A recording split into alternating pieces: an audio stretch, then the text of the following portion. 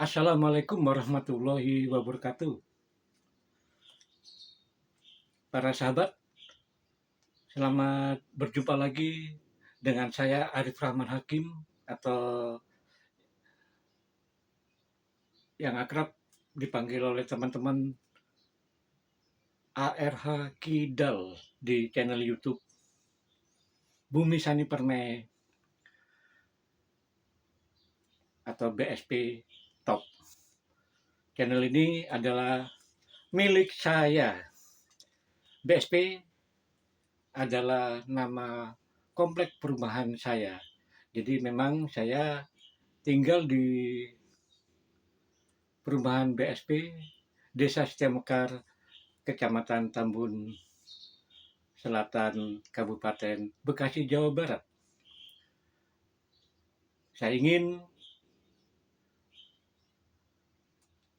BSP ini ngetop, makanya saya terinspirasi membuat channel YouTube BSP Top.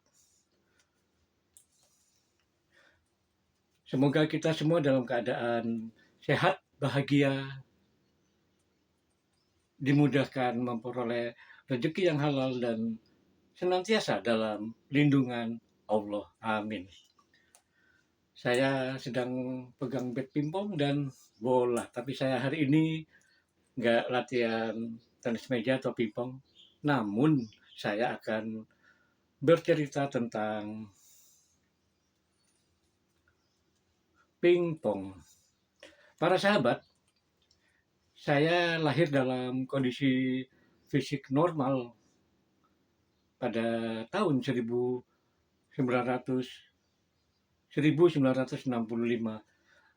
Usia saya sekarang 59 tahun. Di usia yang sudah nggak muda lagi ini, saya tetap semangat berolahraga, khususnya tenis meja, supaya badan tetap segar dan terus aktif menjalin silaturahmi dengan teman-teman. Saya lahir dengan kondisi fisik normal, kemudian ketika kelas 2 SD di tahun 1970-an, saya terkena ledakan petasan atau mercon yang mengakibatkan tangan kanan saya terluka parah, terbakar. Karena lukanya sangat parah dan dibawa ke Rumah Sakit Dr. Subandi, Kabupaten Jember, Jawa Timur. Saat itu saya tinggal di Jember, saya lahir di Jember. Karena lukanya sangat parah, oleh dokter diamputasi di bawah sikut. Nah, sebelum menjadi penyandang disabilitas, saya melakukan kegiatan dengan tangan kanan. Nah, setelah menjadi penyandang cacat, saya mau nggak mau harus beraktivitas dengan tangan kiri. Semasa kecil, saya hobi berolahraga. Antara lain sepak bola, main kasti,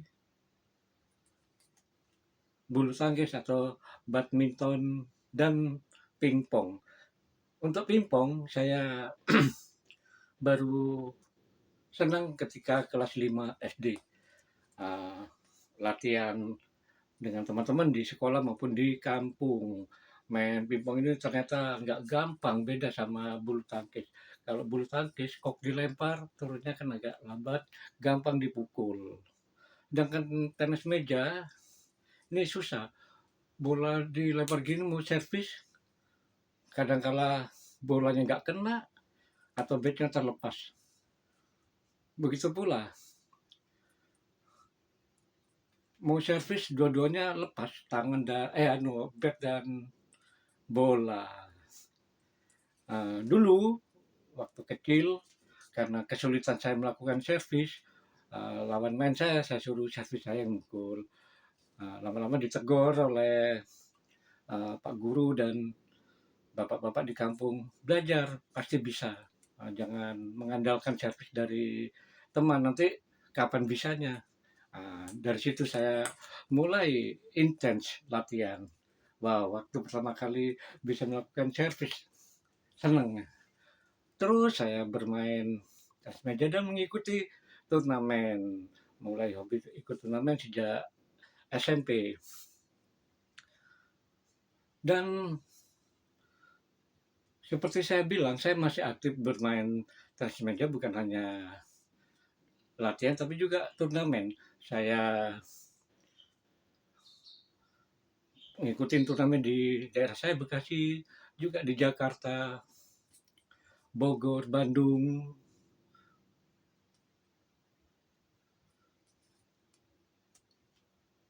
Sukabumi, dan lain-lainnya. Dari sekian banyak turnamen yang saya ikuti adalah turnamen umum, artinya siapapun boleh ikut. Dan dari sekian banyak turnamen umum itu atau open turnamen itu, saya satu-satunya peserta disabilitas.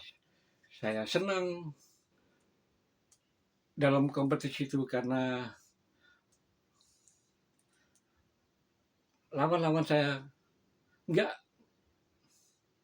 melihat saya sebagai seorang penyandang disabilitas, tapi dari melihat kemampuan saya. Jadi kalau mereka bertempur dengan saya sangat serius, nggak ada belas kasihan. Begitu pula saya sebaliknya.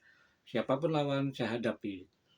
Para sahabat, dari sekian banyak turnamen di sejumlah tempat, saya lebih banyak kalahnya, bahkan sering nggak lolos full. Namun saya tetap semangat berlatih, berlatih, dan tetap rajin mengikuti berbagai turnamen. Nah, dalam kesempatan ini saya akan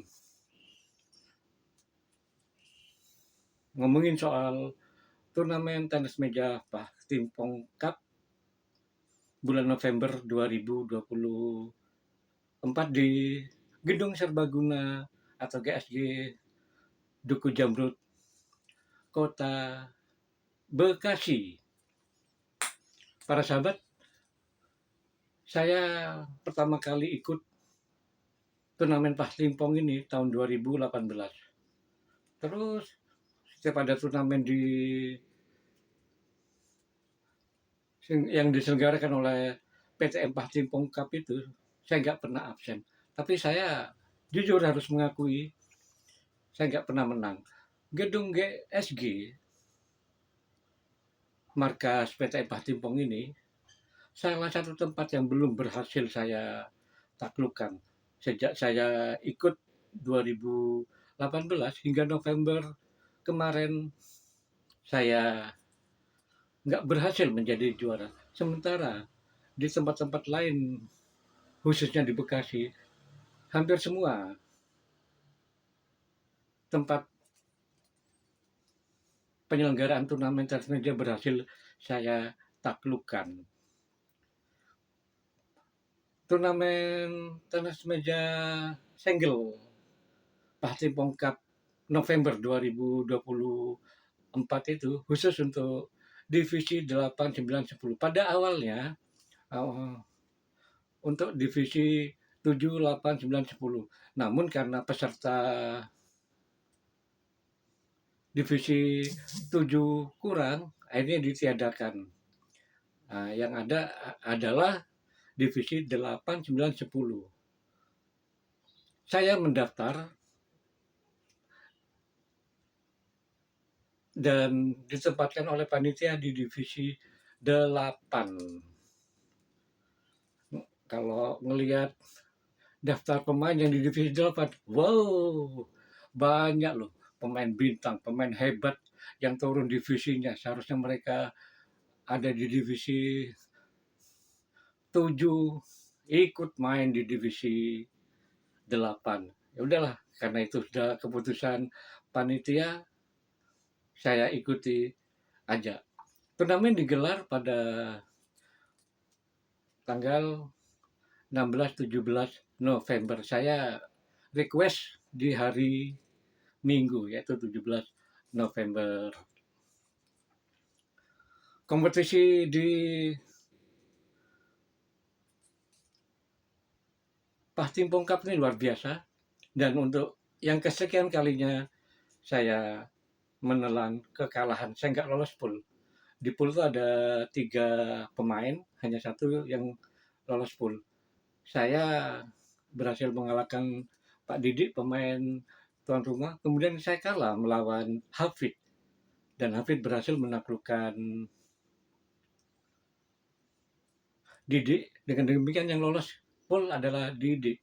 Seusai pertandingan, saya nggak langsung pulang karena dari awal saya sudah minta izin ke panitia untuk meliput turnamen itu hingga tuntas untuk konten YouTube channel saya, BSP Top.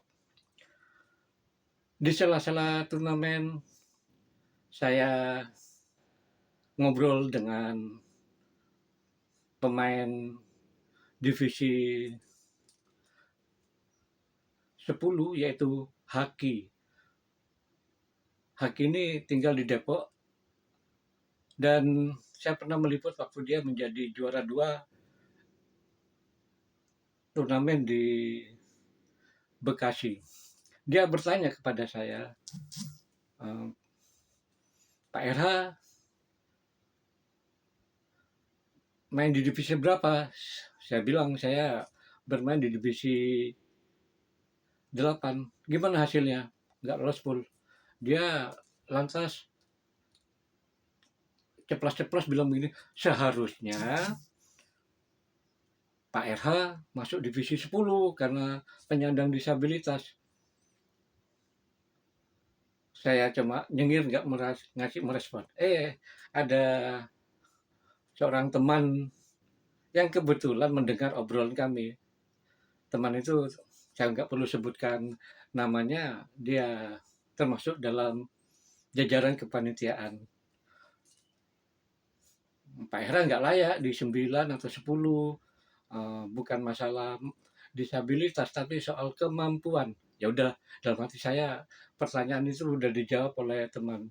Jadi penempatan divisi untuk turnamen umum nggak ada ampun, baik itu untuk penyandang disabilitas atau yang fisiknya normal, itu wewenang panitia, dan saya nggak pernah melakukan protes kok saya ditempatkan di divisi ini.